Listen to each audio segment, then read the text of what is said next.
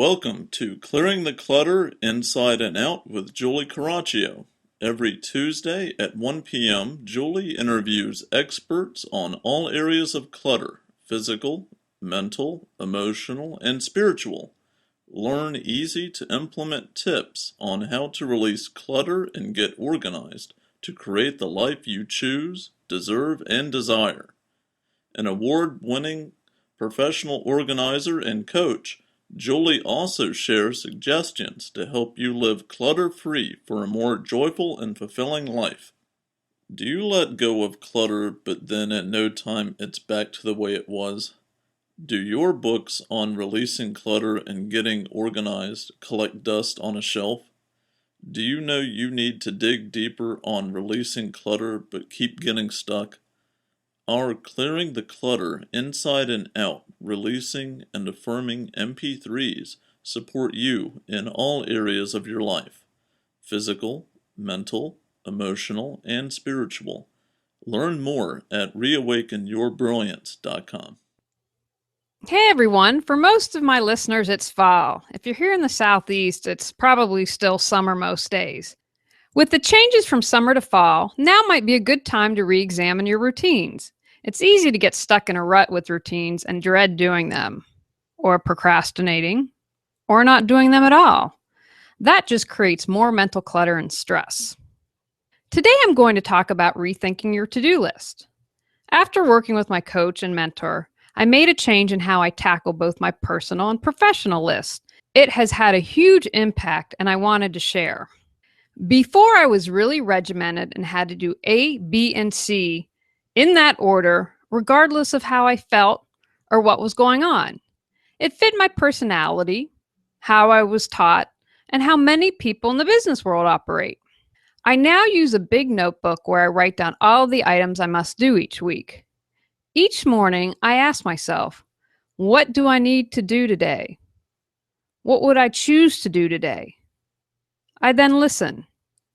Each day I can be in the flow, and I'm happier because I'm in the present moment more, listening to myself at the deepest levels. I do a lot of writing and creating in my work, this podcast, my classes, my workbooks, and more. When I'm able to come from a place of where I'm inspired to do it, I get a better product than when I'm coming from just another thing to cross off on my to-do list. Wouldn't you agree? I get my hair did today, as they say in the South. I went to the dentist. I'm feeling good. This is a great time to be recording podcasts. Even if we aren't aware of it, most times we can pick up on the energy of what people are feeling. We are attracted to what feels good. Just like if you were going to walk into a very cluttered room, you feel the energy of the clutter. And when you walk into a room that's uncluttered, you can feel that. It's the same with our words and the intention that we put out.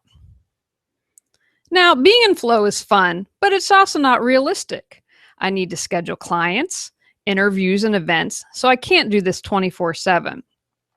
What has happened, though, with a regular practice is that I'm able to do this more and more, and what needs to be scheduled flows together a lot more easily. The key is staying fluid, and when you have the flexibility to ask what needs to be done, you honor that. If you practice this regularly, you'll find you're getting more work done in less time, and you're much less stressed about it. I also recently suggested to a client a variation on this, and she didn't think my method would work for her. So here's what I suggested. She has a big calendar and has created magnets. You could also use colored paper. I don't recommend stickies or Post-its because those tend to fall off very easily. Maybe put masking tape or something that will help. She has labeled all of her magnets with various tasks that she needs to do: social media, website, exercise, self-care, etc. Each block represents 30 minutes. Each day after she wakes up, she maps out her day with the blocks in an order that she thinks will work. If something needs to change, she can easily move them on her schedule without getting stressed out about it. There is more structure to this than how I do my schedule, but there's also flexibility. So if you're looking for a new way to do your to-do list, I'm going to encourage you to give this a try. I always recommend trying something for a couple of weeks to see if it works. This might not be for you, and that's okay. I would still encourage you to Google, read, learn about more different time management and scheduling techniques and ways to tackle your to-do list. If you're feeling stuck or in a rut, now's the time to try something different. So here's an exercise. One day this week, sit quietly and ask yourself what you feel like doing today.